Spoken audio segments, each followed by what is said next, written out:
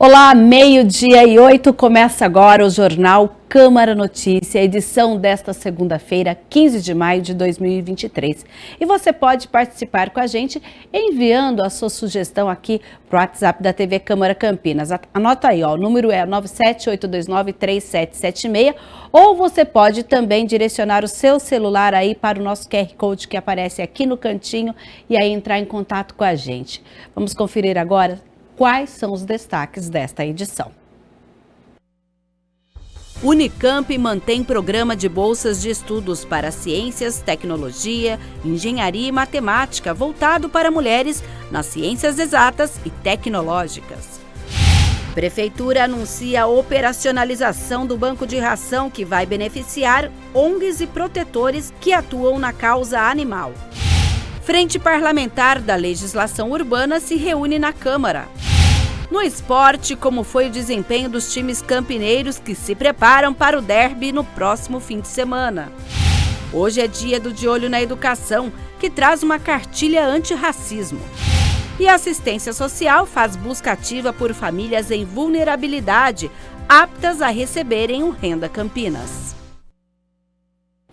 E hoje é dia que a gente traz aqui as vagas de emprego que estão disponíveis no CEPAT Campinas. No total, são 91. Confira. No Centro Público de Apoio ao Trabalhador em Campinas, há vagas para ajudante de açougueiro para o comércio, ajudante de cozinha, assistente de vendas, auxiliar de confeitaria, auxiliar de eletrotécnico, auxiliar de limpeza, carpinteiro de obras, conservador de via permanente, trilhos, eletricista de instalação de veículos automotores, estagiário em educação física, jardineiro, lavador de artefatos de tapeçaria, agente de higienização, montador de móveis e artefatos de madeira, operador de instalação de ar-condicionado, técnico de saneamento, técnico de transmissão para telecomunicações, técnico em manutenção de máquinas, vendedor de serviços, vendedor porta a porta. Para saber os detalhes destas e outras vagas, como requisitos, salários e a localização da empresa, basta acessar o site do CEPAT no endereço eletrônico cepat.campinas.sp.gov.br/vagas. O atendimento presencial é realizado mediante agendamento no portal do cidadão, no endereço que aparece aí no seu vídeo, em uma das 3 unidades. A do centro fica na Avenida Campos Sales, 427. A do distrito do Ouro Verde, o atendimento é na Avenida Rui Rodrigues, 3900, no Parque Universitário. E a unidade do distrito do Campo Grande fica na Rua Manuel Machado Pereira, 902, em frente à Praça da Concórdia. E agora a gente fala sobre o programa Renda Campinas, que tem 3 faixas de benefícios que vão desde R$ 134 até R$ 201. É uma lei que foi aprovada aqui pela Câmara Municipal, sancionada, e agora a Secretaria de Assistência Social, Pessoa com Deficiência e Direitos Humanos realiza a busca ativa de famílias em vulnerabilidade social que possam ser contempladas. Quem vai detalhar para a gente é o André Aranha, que já está lá na Prefeitura e vai contar o que está acontecendo, como é essa busca ativa e lembrar como funciona o programa. André, boa tarde. Por que essa busca ativa? Como funciona o Renda Campinas? É isso aí, boa tarde para você, Mina, boa tarde para todo mundo, boa semana para o pessoal que está em casa acompanhando o Câmara Notícia. Bom, a ideia é justamente fazer uma busca, não é, para as famílias em situação de vulnerabilidade que ainda não fazem parte do programa. A ideia, não é, por enquanto, pelo menos, é conectar mais de 8 mil famílias. Bom, tem 3 faixas diferentes, a secretária Vandecleia está conosco mais uma vez ao vivo. Muito obrigado por atender a nossa reportagem. Boa tarde. Olá, André, boa tarde a todos que nos assistem na TV Câmara. É sempre um prazer falar e trazer informação ainda. Fale um pouquinho, é uma informação extremamente importante, por favor. Pronto, André, o Renda Campinas é um programa que teve disponível agora, no início do ano, o prefeito Dário fez a sanção. Então ele atende famílias que estão em situação de vulnerabilidade. O programa vai atender até 25 mil famílias, porém a pessoa não precisa fazer nenhum cadastro, não há necessidade de cadastro, basta que a pessoa esteja com os dados atualizados no cadastro único. Nós identificamos que dessas 25 mil pessoas que têm o direito de receber o benefício, 8 mil estão com o endereço desatualizado, porque um dos requisitos para ter direito ao benefício é morar em Campinas há pelo menos 2 anos, e essas pessoas precisam comprovar que estão em Campinas há 2 anos. Então nós estamos fazendo a busca ativa dessas famílias, famílias que têm direito ao benefício, mas que precisam comprovar o tempo de residência. Essa busca ativa tem sido feita através de contato telefônico, através de contato dos nossos serviços e também através do SMS. Uma forma de alcançar ainda mais essas pessoas é que nós temos a equipe volante do Cadastro Único. Essa equipe volante tem percorrido os bairros da cidade e avisado a população para que elas possam trazer os documentos, o comprovante de endereço. É importante dizer, André, que não é apenas onde está a equipe volante. A pessoa que tem o direito, para saber, primeiro passo, ela entra no site da prefeitura, lá na aba do Renda Campinas, ela coloca o CPF e a data de nascimento. Lá ela vai saber se ela tem o direito e se falta algum documento. E ali mesmo, através do programa, ela pode enviar tanto pelo WhatsApp quanto pelo e-mail comprovante de endereço, sem sair de casa e garantir esse benefício que busca complementar a renda das famílias. Bom, como são as faixas de benefício, por favor? São 3 faixas de benefício. Então, nós temos o benefício que é destinado para mulheres que são chefes de família, essas mulheres que tenham 2 ou mais crianças de 0 a 6 anos, pessoa idosa com menos de 65 anos, ou seja, que não recebam BPC, ela vai ter direito a receber um benefício de R$ 201. Outra faixa etária que sejam famílias com qualquer composição, desde que tenha criança, idoso, o valor do benefício é de R$ 156. E a última faixa é independente da composição familiar, estando na situação de vulnerabilidade, residindo em Campinas há mais de 2 anos, pode receber o recurso de R$ 134. Bom, a senhora citou aí os documentos, não é? Os comprovantes, quais são, secretária? Comprovante de endereço pode ser água, luz, água, energia, contrato de locação também pode ser. Se ela tiver qualquer dúvida de que o documento que ela tenha serve ou não, aí sim é importante que ela ligue no CRAS, ligue no Cadastro Único. Nós temos o WhatsApp do Cadastro Único que ela pode tirar as maiores dúvidas. E é importante também que é por região, não é? A gente tem... Inclusive tem o WhatsApp e no vídeo aqui o pessoal pode acompanhar das regiões aqui de Campinas, né? Secretário? Isso, o WhatsApp é muito funcional, todo mundo usa, então a pessoa pode tirar suas dúvidas no WhatsApp, pode enviar por ali mesmo o comprovante de endereço e ela vai receber. Esse benefício ele é diferenciado porque o pagamento dele é direto na Caixa Econômica Federal, assim como é o Bolsa Família. Então a pessoa já deve ter provavelmente a sua conta bancária, ela não precisa se preocupar em abrir. O que ela tem que se preocupar neste momento? Consulte o site da prefeitura, verifica se tem direito, verifica se falta alguma documentação. E fazendo essa regularização, a partir do próximo mês ela já recebe. Bom, então o dinheiro ele fica disponível na Caixa Econômica. Isso, o benefício fica disponível na Caixa Econômica, a pessoa é uma conta social, ela vai lá no próximo mês, se ela tiver com tudo regularizado, ela já pode fazer o saque. Como está sendo buscar essas famílias? A senhora disse que 8 mil não estão cadastradas. Tem sido bastante complicado e o importante, né, secretária, é que a sociedade, não é, como um todo pode, de alguma forma, colaborar para que essas famílias sejam encontradas? Sim, o programa Renda Campinas busca atender as famílias que estão em situação de vulnerabilidade. Essas 8.133 famílias são famílias que estão na condição de vulnerabilidade, que têm direito ao benefício, mas que precisam comprovar o seu endereço. Então, aquele que às vezes está na comunidade, conhece alguém que pode estar cadastrado, entre em contato, converse, pode mandar mensagem no WhatsApp da própria Renda Campinas e a gente vai atualizar e buscar, de fato, alcançar essas famílias. Bom, a gente vai rodar agora as telas, porque são vários lugares, várias opções e muitos dias, né, secretária? Bom, vamos lá então.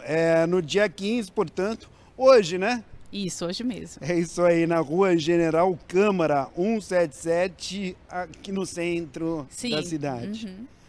Bom, no dia 16, portanto, amanhã, na Rua João Rodrigues Serra, 451, no Jardim Eulina.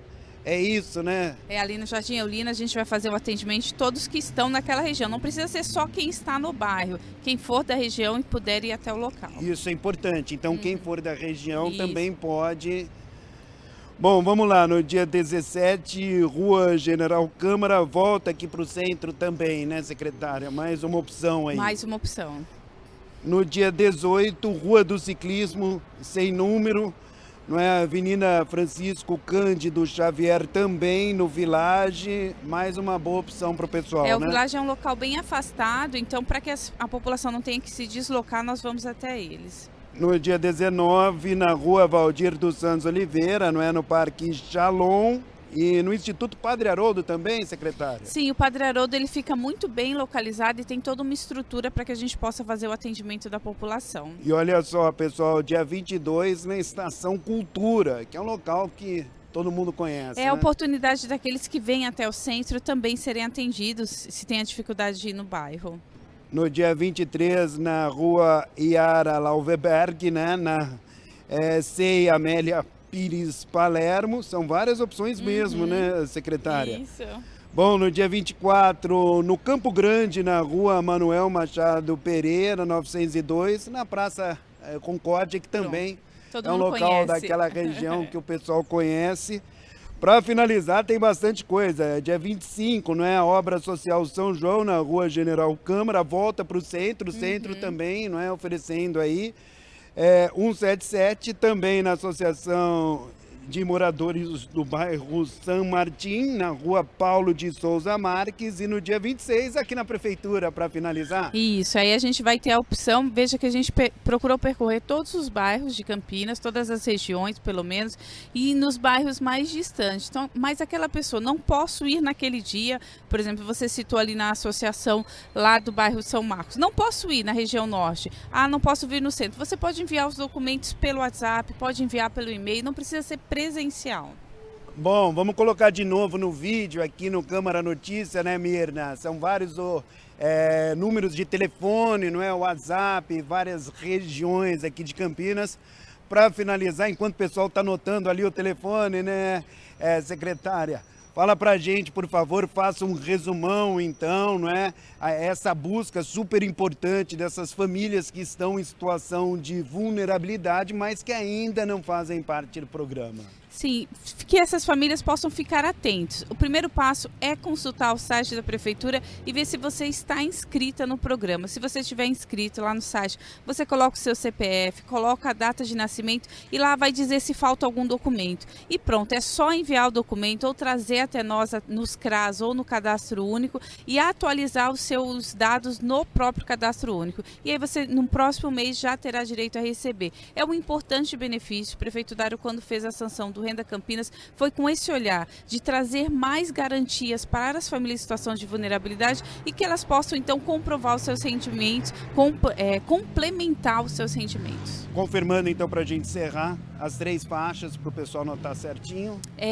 São 3 faixas, R$210, famílias chefiadas por mulheres com crianças de 0 a 6 anos e pessoa idosa com menos de 65 anos. A segunda faixa, no valor de R$156, é qualquer composição familiar, desde que tenha criança e adolescente e pessoa idosa. E por último, no valor de R$134, é com qualquer composição familiar, desde que esteja comprovada a vulnerabilidade. Valeu, muito obrigado mais uma vez pela entrevista. À disposição. Bom, é isso aí, Vandecleia Moro, não é? Conversando conosco ao vivo aqui no Câmara Notícia, passando aí informações importantes, como a gente mostrou aqui, né, Mirna? Em várias regiões aqui da cidade de Campinas, são vários pontos. Então é importante aí que as pessoas anotem certinho o telefone, o endereço, não é? A gente pode, inclusive, a gente vai colocar, não é, esse link, essa nossa participação ao vivo, tem no Facebook, não é, da TV Câmara, no YouTube, para o pessoal anotar certinho, para saber direitinho onde vai estar nos próximos dias. Eu volto com você, Mirna. André, obrigada pela informação e a gente vai reforçar aqui então, para você que é de Campinas, como a secretária mencionou, mora 2 anos aqui na cidade, está dentro desses critérios do Renda Campinas, então hoje as inscrições podem ser feitas lá na Obra Social São João, que fica no centro da cidade, e também lá no bairro São Judas Tadeu, se você mora nessa região. Já amanhã a gente tem o atendimento lá no Jardim Eulina, se você é dessa região do Jardim Eulina, e também na SEI Amélia Pires Palermo. Depois nós temos na quarta-feira, volta o atendimento aqui no centro, na Obra Social São João, e também lá no Terminal Padre Anchieta. Atenção, você que é do distrito de Nova Aparecida, lá aquela região, pode também ir até lá. Já na quinta-feira, dia 18, o atendimento é no SEI da Vila Olímpia, que abrange ali o pessoal do Santa Mônica, o pessoal do Jardim São Marcos, toda aquela região dos Amarais. E se você é de Barão Geraldo, lá na Amic Village, que tem um endereço aparecendo aí na sua tela, você pode também procurar o atendimento na Amic Village. Já no dia 22, nós temos no centro Estação Cultura. Desculpa, eu pulei o dia 19, pode voltar, desculpa, fui eu que pulei aqui, vamos lá. Dia 19 a gente tem o atendimento lá no CPTI do Shalom, né, que fica também ali na região do Rosália, ali naquela região entre o Boa Vista e o distrito da Padre Anchieta, e no Instituto Padre Haroldo, na Casa Guadalupe. Esse endereço da Casa Guadalupe fica ali na região da Vila Castelo Branco, tá? Então, atende essa região. Já no dia 22, então, agora sim, Estação Cultura no centro da cidade e no Agiliza Barão Geraldo, que é lá no distrito de Barão Geraldo. No dia 23, o atendimento volta lá para o SEI Amélia Pires Palermo. No dia 24, é a vez, então, do distrito do Campo Grande, lá no Agiliza Campo Grande. Esse endereço é o endereço da subprefeitura do Campo Grande e também no Instituto Redenção, no Jardim Irmão Sigriste. E depois, no dia 25, volta para o centro, que aí também novamente lá na Obra Social São João e na Associação de Moradores do bairro São Martim, lá perto do CDHU São Martim, que tem o pessoal do Morada do Sol. Tudo pode ser atendido nesses locais e temos também depois atendimento no dia 26 de volta centralizada ali na Prefeitura de Campinas. A secretária falou, inclusive, gente, da questão de telefone, porque também essa inscrição, ela pode ser feita ou a informação, se não puder ir pessoalmente, pode também ser feito porque cada atendimento, ele tem um WhatsApp, olha, então a gente vai falar das inscrições que tem a Norte, a Sul, Sudoeste e região Noroeste. Tem todos esses telefones, tem lá no site da Prefeitura, tá? Que você pode pegar o atendimento, pode inclusive marcar de enviar a documentação e tudo mais.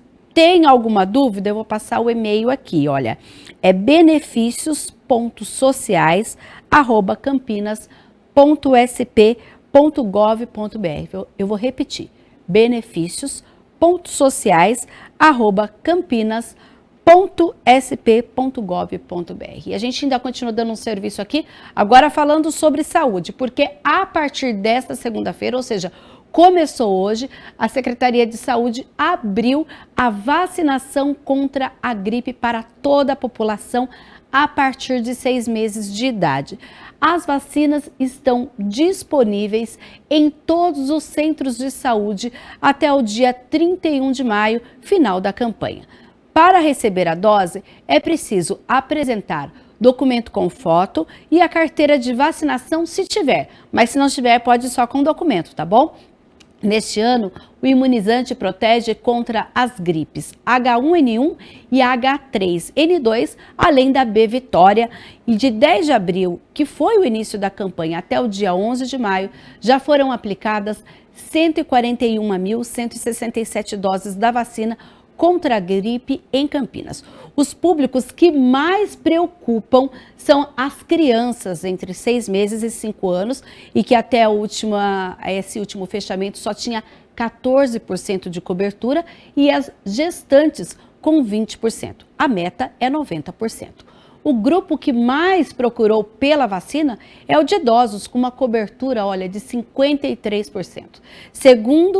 Seguido aí pelas puérperas, 36%. Já os trabalhadores da saúde procuraram, 33% deles já foram imunizados aqui na cidade. E para os demais públicos foram aplicadas 108.144 doses. O imunizante pode ser administrado junto com outras vacinas, inclusive essa 5ª dose da Covid, tá, pessoal? Seguindo aí o calendário estadual de vacinação.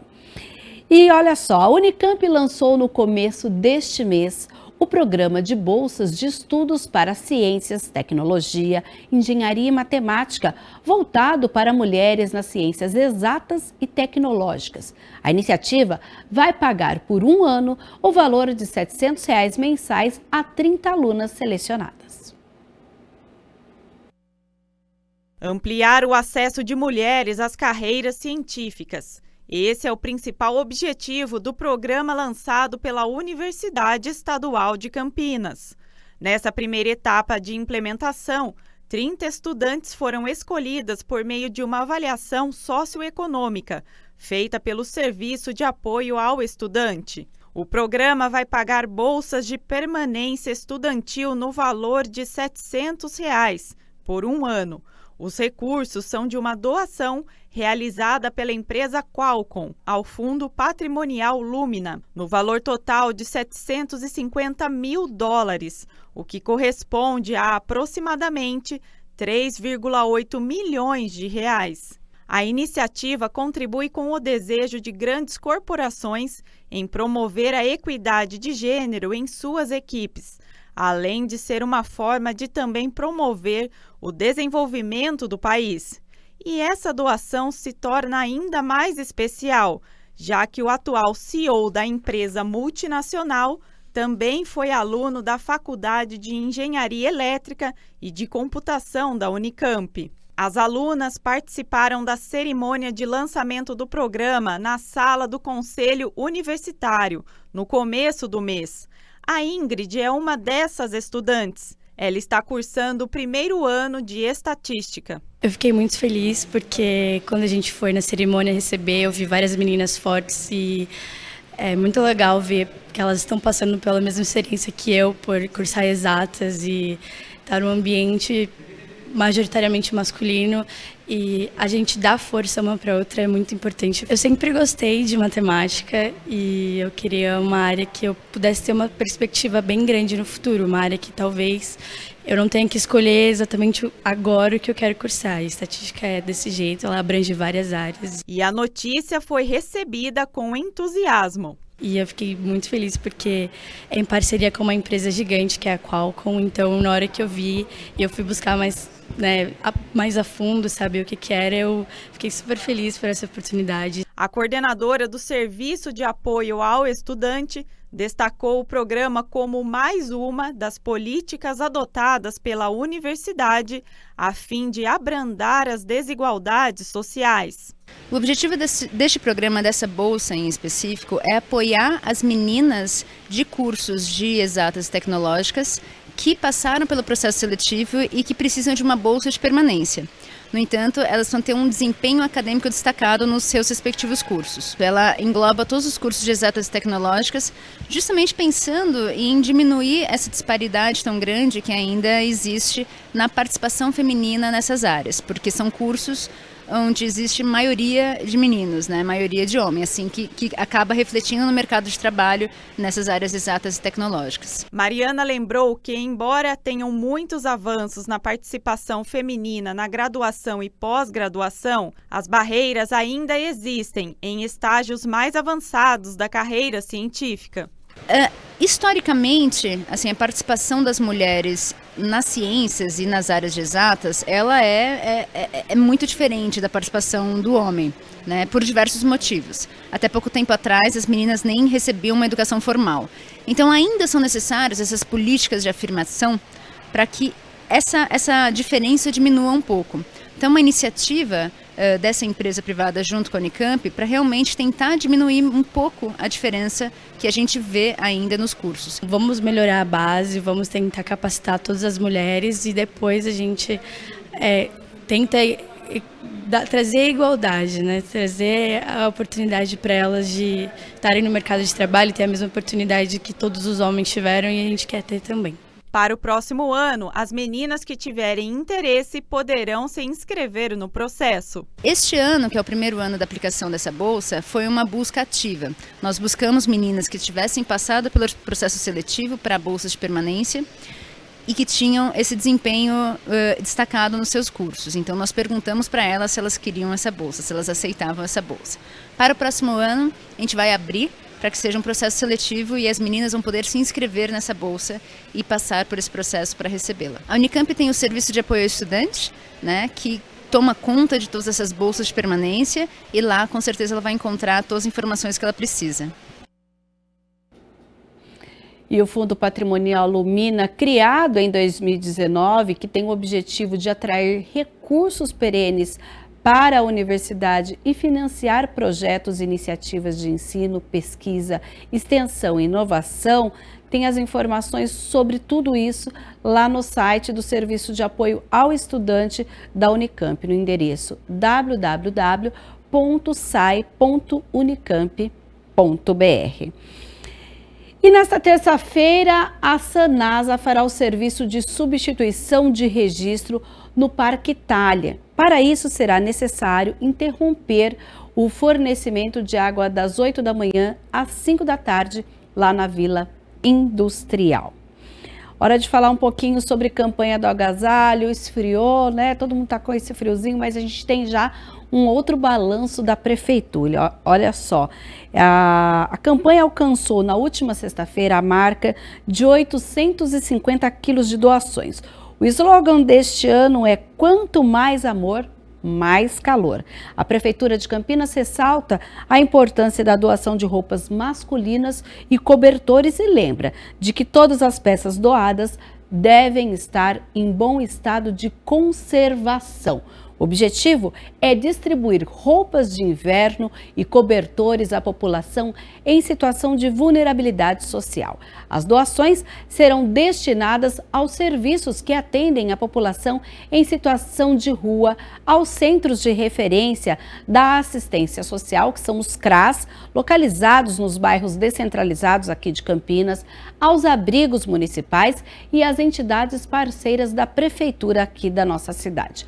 No próximo sábado, dia 20, será realizado o Dia D lá no Paço Municipal, que fica na Avenida Anchieta, número 200, no centro da cidade, quando equipes da prefeitura e grupos de apoio vão coletar roupas, cobertores e agasalhos durante todo dia em um sistema drive-thru. Então você pode levar a sua doação, parar, eles já pegam e você já sai, caso não possa doar em um outro dia. A campanha do agasalho segue até o próximo dia 30 de julho, com a possibilidade de prorrogação, vai depender do tempo, caso haja necessidade.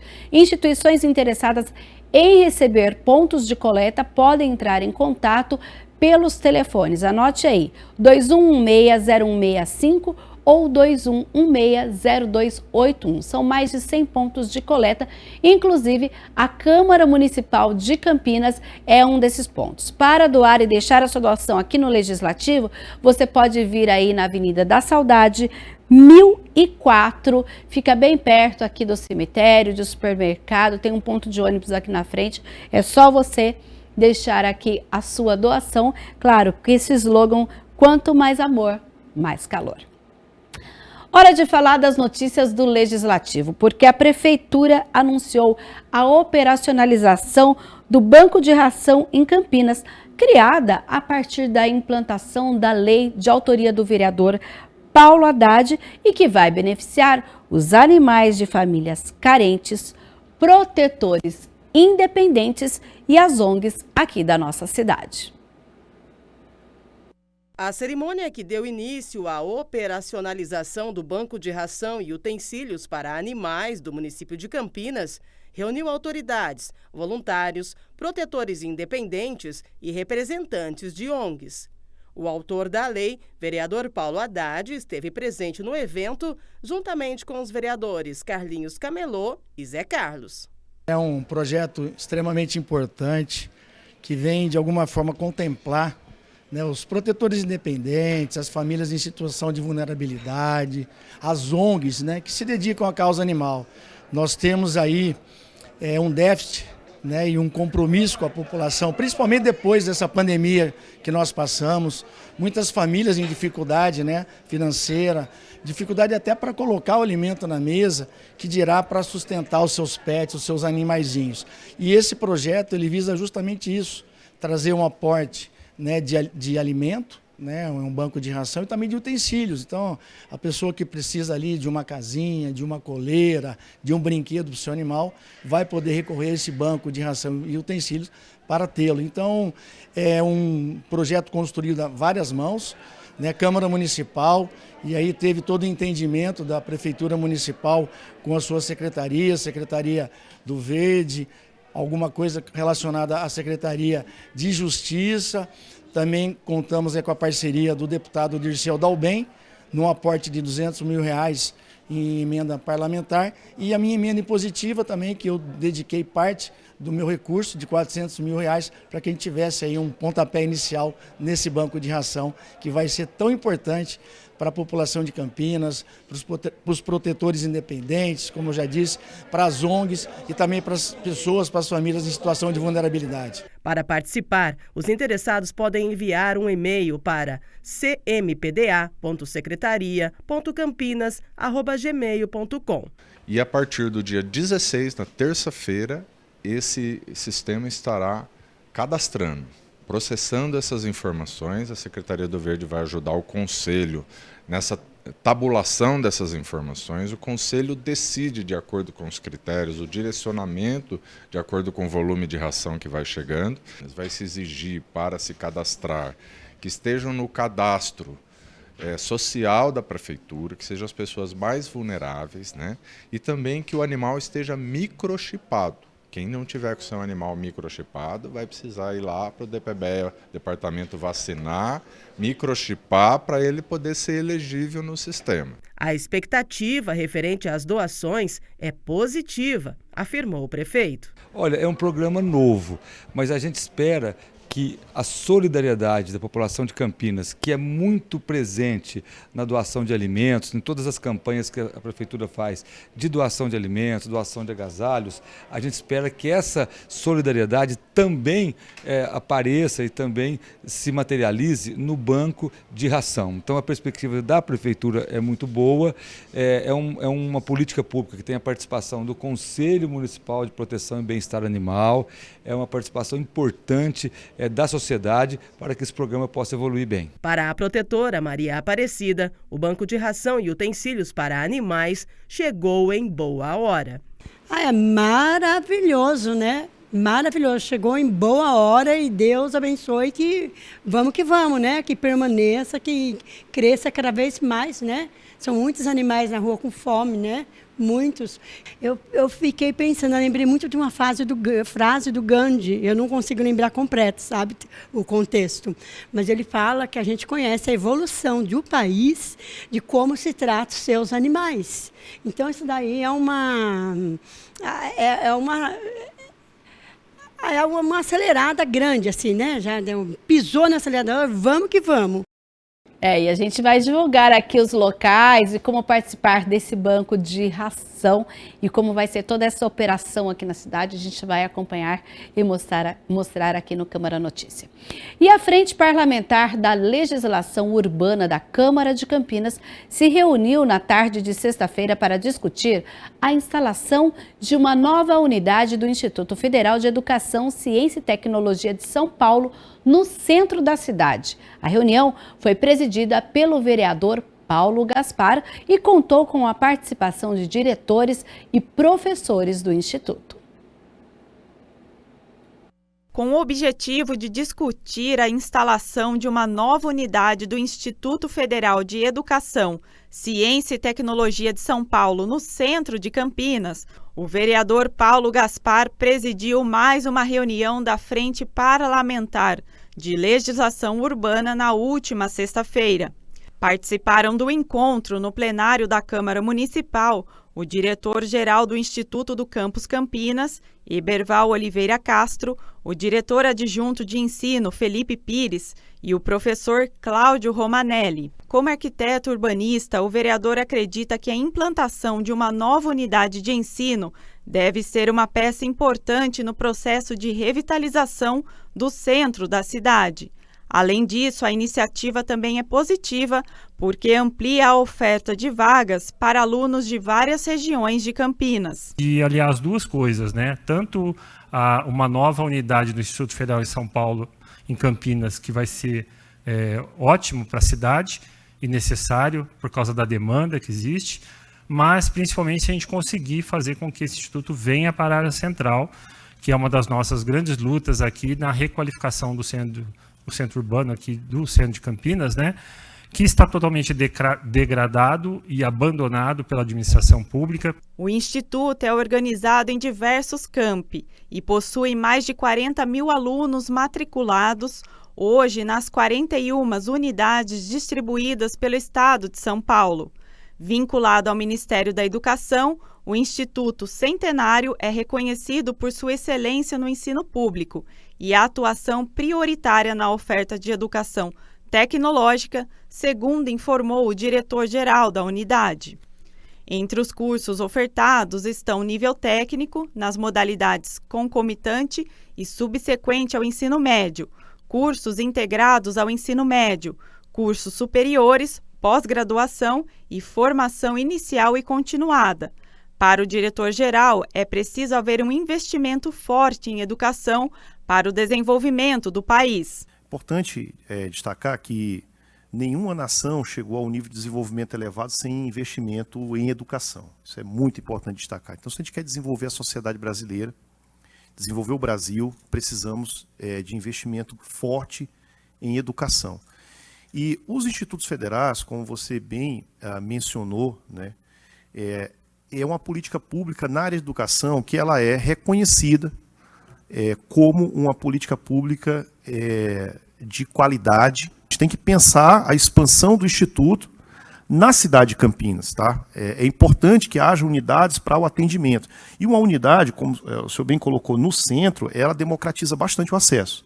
Tá? Porque de qualquer parte da cidade, praticamente, com um ônibus você chega no centro de Campinas, né? O professor Cláudio, inclusive, mencionou o potencial de Campinas na área do ensino e na formação de profissionais. Campinas continua tendo uma posição privilegiada nesse sentido. Os centros de pesquisa continuam existindo, nós temos excelentes escolas de engenharia, né? Temos a Unicamp, temos o Instituto Federal também que está formando engenheiros. Já o diretor adjunto de ensino destacou que uma unidade no centro facilitaria a rotina dos estudantes. Essa proposta, né, em relação ao centro, eu como trabalho ali junto, próximos dos alunos, e ali a gente pode citar várias vantagens que a gente teria ali uma unidade, por exemplo, no centro de Campinas. A Transurc aqui em Campinas, ela fornece o passe escolar, por exemplo, só para aluno com endereço de Campinas. Então, o aluno que ele mora em Arthur Nogueira, mora em Paulínia, mora em outras cidades da região, Hortolândia, Sumaré, ele tem o passe escolar da prefeitura, da cidade dele. Mas quando ele chega em Campinas, a Transurc não concede. Ou seja, ele tem que pagar a passagem completa para chegar até o campus. O problema é que a gente no centro, a gente não teria isso, porque hoje todas as cidades elas têm transporte público para o centro de Campinas, então é uma grande vantagem. A reitoria encaminhou para Brasília, tá, através de um deputado federal, Paulo Teixeira, entregou no Ministério da Educação um projeto para a reestruturação do Instituto Federal no Estado de São Paulo, tá? E nessa proposta, uma das sedes desses novos institutos já está aqui, já está indicada para Campinas, né? E isso também é uma vitória da Câmara, tá? Porque no ano passado a Câmara assinou junto com todos os vereadores um pedido, tá, para que, se houvesse essa divisão, a sede fosse em Campinas. Então, Gaspar também falou de outras iniciativas do Legislativo para tentar requalificar o centro urbano. O parlamentar ainda afirmou que o Executivo precisa agir de forma contundente para a restauração desse espaço. Tem 2 outros projetos que a gente protocolou na casa aqui. Um chama Locação Social e o outro Moradia Primeiro. O objetivo é nós aumentarmos a população que mora no centro hoje, que está muito abaixo do que deveria ser. E esse abandono todo é pela falta de moradores no centro. Então, o centro hoje está caracterizado por uma região de passagem, né? As pessoas estão indo de um lugar para outro. E quem mora no centro mesmo hoje tem muitos imóveis vazios, ociosos. O primeiro passo tem que ser do poder público. O poder público tem que ter esse master plan para chamar todo mundo e falar, olha, nós temos um projeto aqui para os próximos 50 anos para o centro. Vamos chamar o IFESP, vamos chamar a iniciativa privada, vamos chamar as consultoras, as empreiteiras, as universidades. Daqui 50 anos esse centro aqui tem que ser lugar de turista estar tirando foto aqui o dia inteiro. A reunião, de acordo com o vereador, foi o primeiro passo para auxiliar nesse processo. Hoje foi um pontapé inicial no sentido da gente alinhar essa ideia, na medida que a gente conseguir fazer outras reuniões a nível interno aqui, a gente vai poder detectar como fazer essa ponte com a prefeitura, que é a responsável por fazer essa concessão de prédio, ver quais os prédios públicos existem disponíveis para isso, né? E aí, mediante as possibilidades que temos aí, esse prédio, a gente levar para a reitoria do Instituto Federal e oferecer as oportunidades que nós temos para ir vender a ideia que no centro é melhor para eles se situarem. E além, claro, do trabalho das comissões, a gente também tem a fiscalização do Executivo através de documentos que os vereadores protocolam. E o vereador Carlinhos Camilo solicita informações à Prefeitura sobre o Refis, o Programa de Regularização Fiscal para o ano de 2023. O questionamento foi realizado através de um requerimento protocolado na Câmara Municipal de Campinas. No requerimento, o parlamentar pergunta se a administração, a exemplo de anos anteriores, pretende aderir ao Refis. Esse ano não teve. Aí tivemos uma pergunta lá, disseram lá através da Secretaria de Finanças que não tem demandas para isso.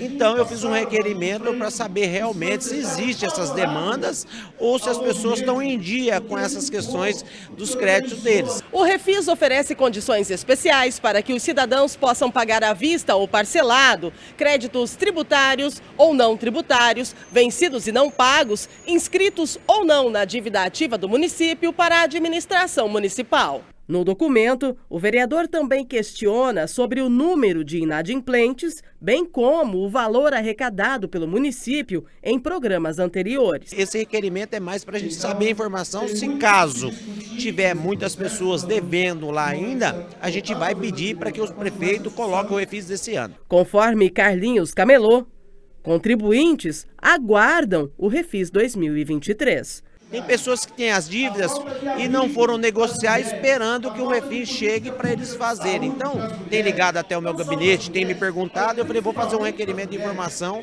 para a gente saber realmente se existe ou se não existe. Uma forma de agilizar o atendimento para o contribuinte, segundo o vereador, seria a adesão do Refis online.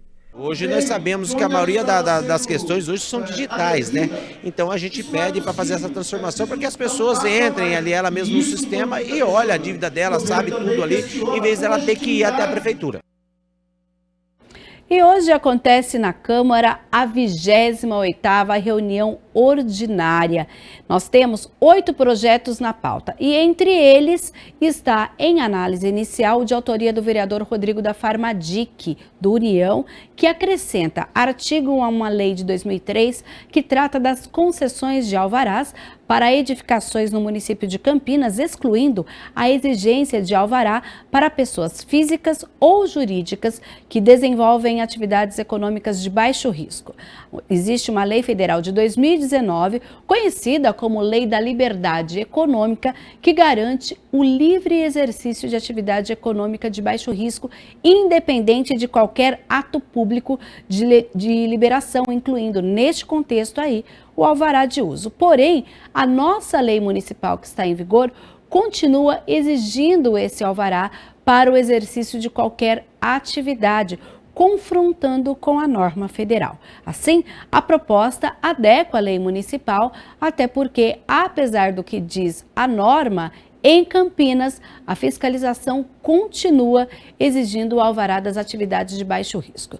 São consideradas de baixo risco um total de 287 atividades. Entre elas estão, por exemplo, as agências de notícias, de publicidade, atividades de consultoria e auditoria contábil e tributária, atividades profissionais de nutrição, de psicologia e psicanálise, bares, cabeleireiros, manicure, pedicure, ensino de dança e ensino de idiomas. A pauta completa está lá no site www.campinas.sp.leg.br. Lembrando que a reunião começa a partir das 6 horas com transmissão ao vivo pela TV Câmara Campinas. Quer participar e vir pessoalmente? A entrada do plenário é pela Avenida Engenheiro Roberto Mange, número 66, no bairro Ponte Preta. Mas hoje, bem antes, nós temos já 2 horas da tarde, uma reunião que também vai acontecer no plenário. É a 7ª reunião da Comissão Especial de Estudos sobre a Arborização Urbana em Campinas, que é presidida pelo vereador Paulo Gaspar, e você está convidado.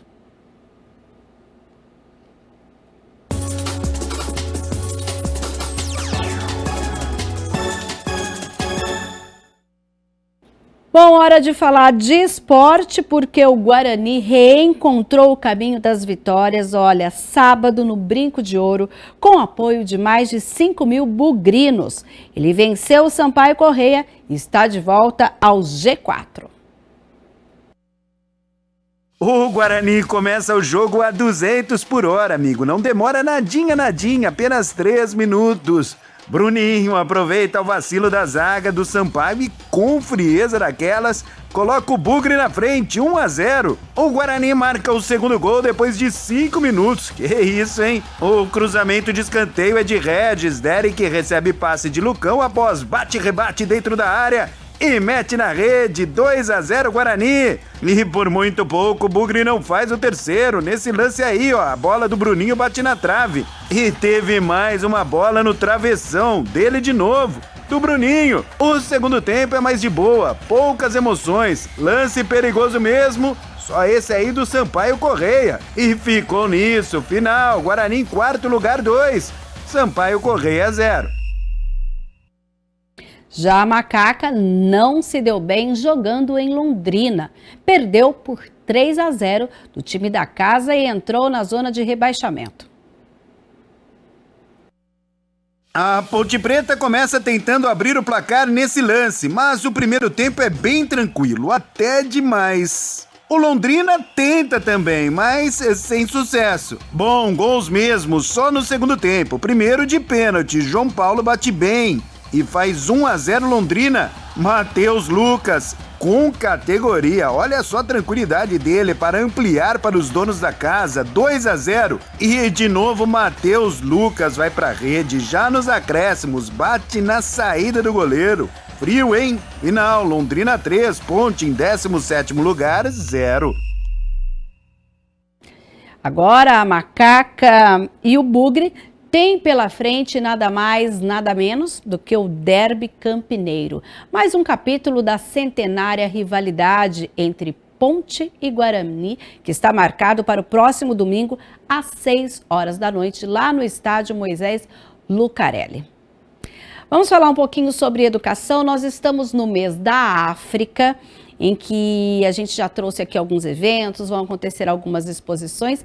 E quando a gente fala também nesse tema, que está inserido aí no contexto, no quadro, nós vamos conhecer agora um conjunto de materiais para o estudo e a construção de atividades pedagógicas no combate ao racismo, que são desenvolvidas em sala de aula.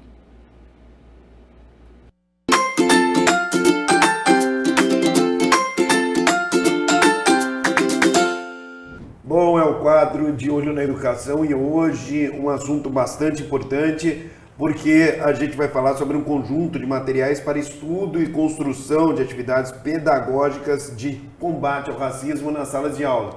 Por isso, eu estou aqui com a professora Caroline, que vai bater um papo conosco, falar a respeito deste tema extremamente importante.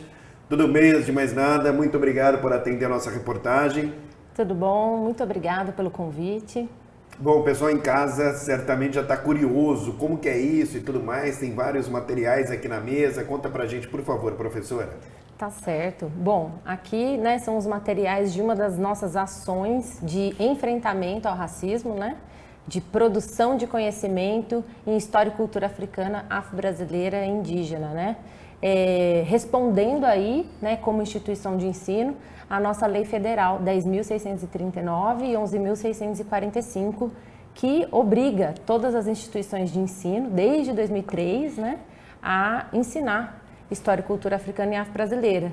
Então agora a gente precisa, né, depois de todo um movimento histórico sobre as denúncias de racismo, né, no ambiente educativo, esses projetos e outras práticas pedagógicas são a resposta que a gente precisa para construir, então, uma educação antirracista. Bom, e a gente pode ver o que aqui nessa mesa? Conta pra gente. Certo. Aqui são alguns protótipos, alguns materiais que nós estamos construindo no laboratório que chama Ubuntu Maker. Esse laboratório ele foi criado para desenvolver esse material, então nós temos um mapa da África, do Império Africano. A gente tem a Mancala, que é uma das famílias de jogos, né, africanos. A gente tem as representações das religiões de matriz africana, né? A gente tem aqui os símbolos adinkras, que são extremamente também importantes para a compreensão, né? Cada um, obviamente, dentro dali de diferentes povos, países, né? Da cultura africana e afro-brasileira. A gente tem, qual que foi a proposta principal? Pegar o conhecimento em história e cultura africana e afro-brasileira, atrelar a uma produção tecnológica. Então a gente está num laboratório, que é um laboratório maker, onde a gente utiliza impressora 3D, máquina de corte a laser, né, programas de computador, né, ferramentas, um estúdio que é possível produzir também material audiovisual. E a gente se debruçou ao longo de um tempo com vários pesquisadores que são especialistas na discussão de história e cultura afro, pensando quais seriam os materiais possíveis para se construir para que a história e cultura africana e afro-brasileira seja trabalhada no âmbito da sala de aula.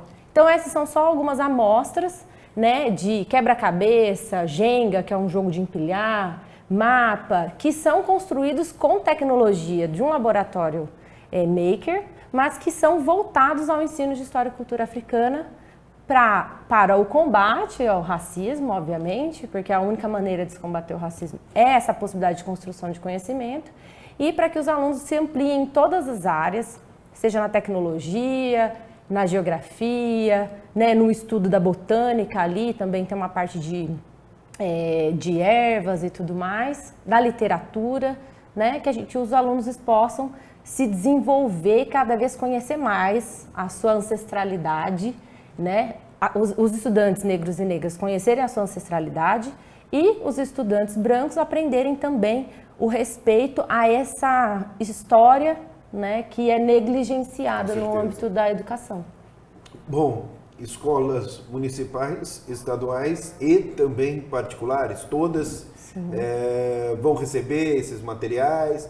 Como que vai funcionar, professora? Então, esse projeto, né, acho que é importante a gente falar de um grande projeto que aconteceu em nível nacional. Então, o CERT, que é o Centro de Estudos das Relações de Trabalho e Desigualdade, captou, né, recursos para construir um grande projeto de enfrentamento ao racismo, que é algo que essa instituição já faz há bastante tempo, mas dessa vez eles investiram em pesquisas, né, pesquisas aplicadas que pudessem ser desenvolvidas no país inteiro. Foram 15 pesquisas subsidiadas, com recurso, né, com orçamento para que os pesquisadores, por 18 meses, desenvolvessem projetos importantes. A partir desse desenvolvimento de projetos, muitas comunidades já foram afetadas. Então, por exemplo, o Instituto Federal de São Paulo e o campus onde estão a região. Então aqui o campus Hortolândia, nós temos Campinas, Hortolândia, né, Capivari, esse é o entorno, que também já conseguiram se apropriar, né, desse projeto, dessa ação, mas também ao fim de todos esses projetos foi construída uma plataforma que chama ANANSE, que é um observatório, que todos os profissionais da educação têm acesso, podem acessar e vão poder usufruir daquilo que foi produzido nessas pesquisas. Puxa, então, bacana. Sejam cartilhas, vídeos, exemplos de materiais, está lá à disposição. Esse observatório, né, a ANANSE, ele vai ser pouco a pouco alimentado a partir desse estudo que foi financiado, né, e foi organizado pelo CEERT. Esse é um dos projetos, é uma das possibilidades que os profissionais da educação terão de se apropriar dessas informações.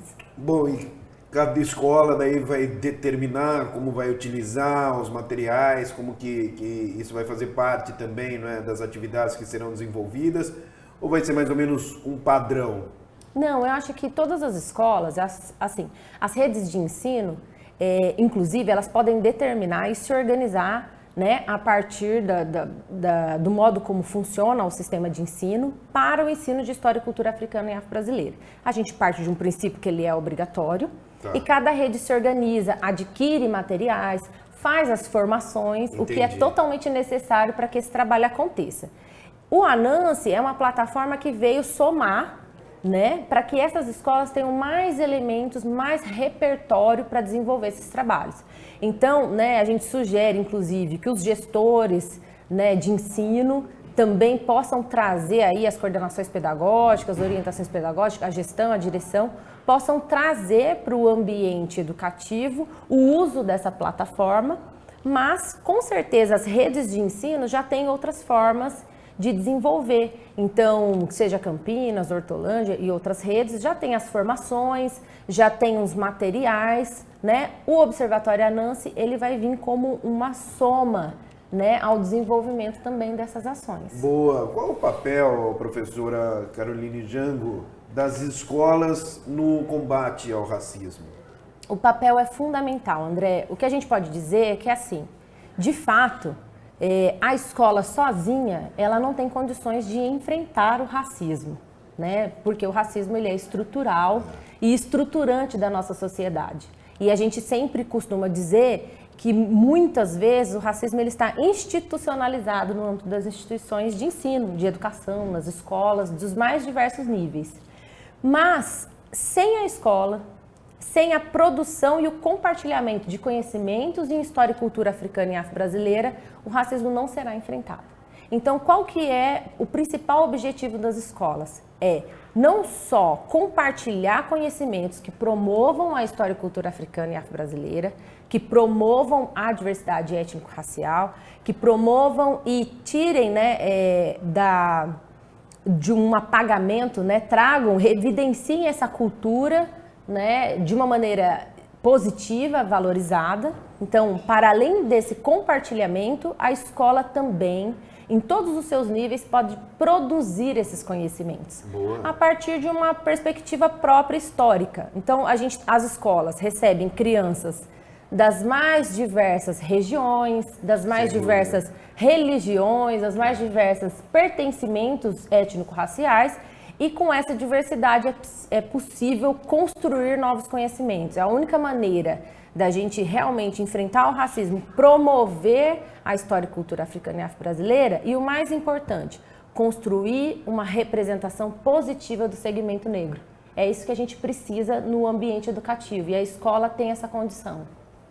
Você acha, professora, que a gente já avançou bem? Evidentemente que precisa avançar muito mais, mas eu gostaria que a senhora fizesse tipo uma avaliação dos últimos anos, porque a gente vê até, não é, com uma certa frequência, e isso é muito positivo, não é, ações como essa de combate ao racismo, principalmente nas escolas, que é a base de tudo. A escola é a base de tudo, né? Sim. Quando a criança está se formando, não é, e tudo mais. Como que a senhora vê esse avanço no combate ao racismo e o que mais precisa cada vez mais? Gostaria que falasse um pouco mais sobre esse tema. Sim. que é extremamente importante. Bom, com certeza há um avanço. Sem dúvida. Sem dúvida há um avanço, até porque é uma luta histórica dos movimentos negros, né, da sociedade civil organizada, das instituições de ensino e dos educadores que são comprometidos com essa discussão.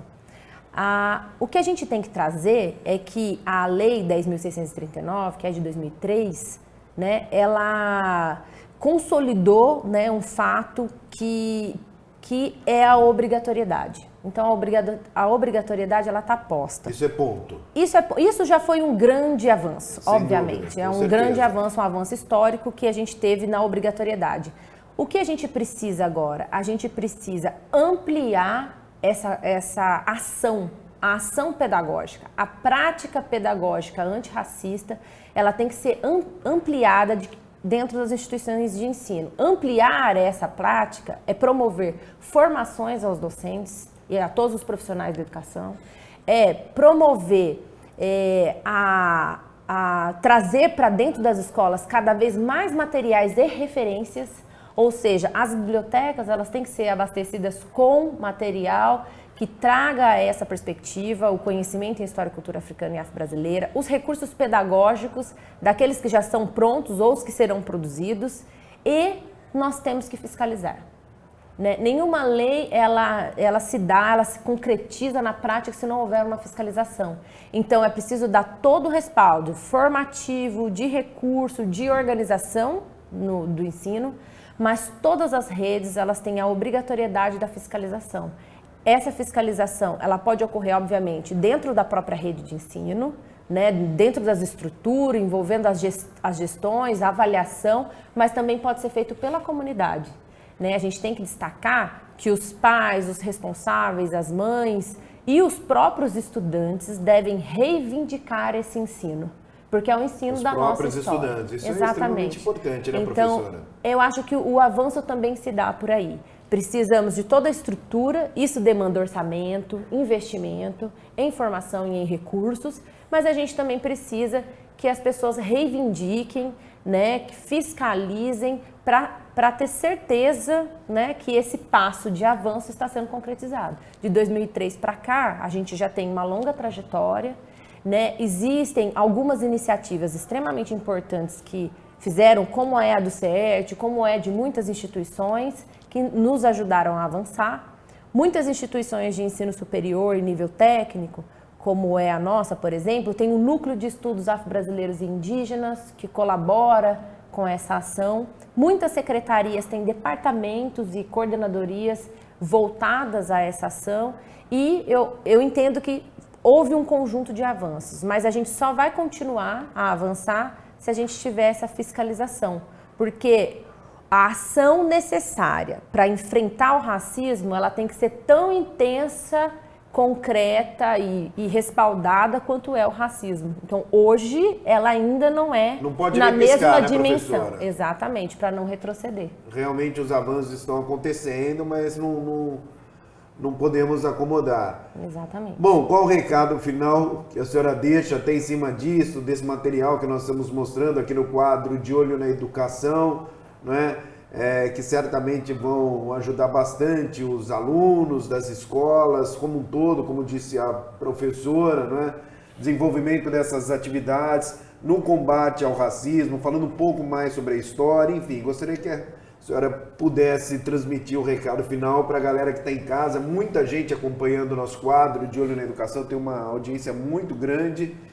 E, por favor, professor. Bom, a primeira coisa que eu tenho que trazer é que o enfrentamento ao racismo é um dever de todas as pessoas. Todas as pessoas, sejam elas brancas, negras, há um dever nosso enquanto sociedade de enfrentar o racismo, na instituição de ensino ou fora dela. Então, o primeiro recado que eu trago é que as pessoas procurem o seu lugar dentro dessa luta, seja profissionalmente, como pessoa, para que a gente possa efetivamente avançar. Segundo, para os profissionais da educação, eu realmente sugiro, hoje a gente já tem muitas bases de informação, cursos que são online, plataformas, o próprio Instituto Federal tem muitas iniciativas nesse sentido, que podem colaborar com essa formação, para que a gente saiba efetivamente como desenvolver esse trabalho. E o Anansi, ele é uma plataforma, ele é um observatório que vai com certeza contribuir. Então eu convido as pessoas a acessarem a plataforma do Anansi e também poderem, dos mais diversos níveis de ensino, poderem se apropriar do conhecimento que está lá.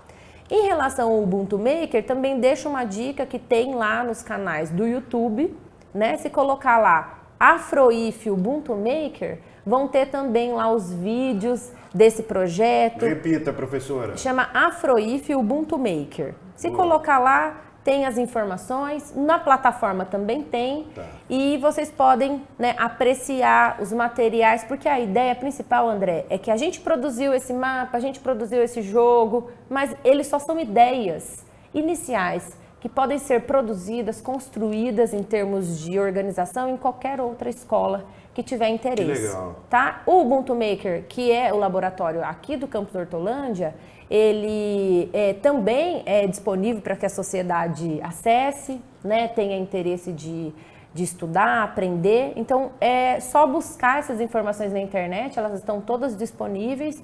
E eu acho que é a única maneira, né? A gente não aprende a valorizar aquilo que a gente não conhece. Então, a única maneira que a gente tem, bela frase, hein? Né, de construir exatamente isso. Um novo conhecimento é dessa maneira. Exatamente, apresentando aí o conhecimento para que todas as pessoas possam realmente aprender cada vez mais, né, professor? Isso é extremamente importante, porque aprendendo, obviamente, a história, você certamente vai respeitá-la muito mais, né? Exatamente. É isso aí, professora. Muito obrigado pela entrevista, obrigada por participar conosco aqui do quadro. Eu agradeço. E até uma próxima oportunidade. Obrigada. É isso aí. Bom, pessoal, eu sou André Aranha, já sabe, né? Tô sempre, de olho na educação. Tchau.